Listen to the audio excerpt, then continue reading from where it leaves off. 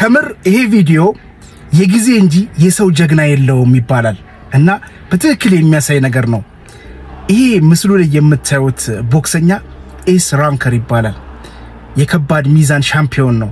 በወቅቱ በጣም ጠንካራ ተጋጣሚ፣ ጠንካራ ቦክሰኛ ነበር እና እድሜ ግን ያው እድሜው ከፍ ብሏል፣ ጉልበቱን ነስቶታል እና ይህንን ግጥሚያ የፈረመበት ምክንያት በኢኮኖሚ ቤተሰቦቹ በጣም ስለደከሙና እነሱን ለመደጎም ፍላጎት ስላለው ብቻ እንጂ የአቅሙን ማነስ አጥቶት አይደለም።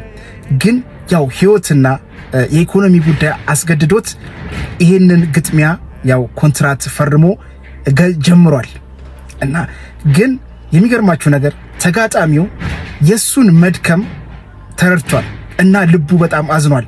በጥንካሬው ዘመኑ ያውቀዋል። ተረዳችሁኝ አይደለ? እና ግን ደግሞ ደጋግሞ ሊመታው አልቻለም። መምታት ብቻ አይደለም፣ ልቡ በጣም አዘነ፣ ብሎም አለቀሰ። ከምር ተጋጣሚው በጣም ክብር የሚገባው አይነት ሰው ነው።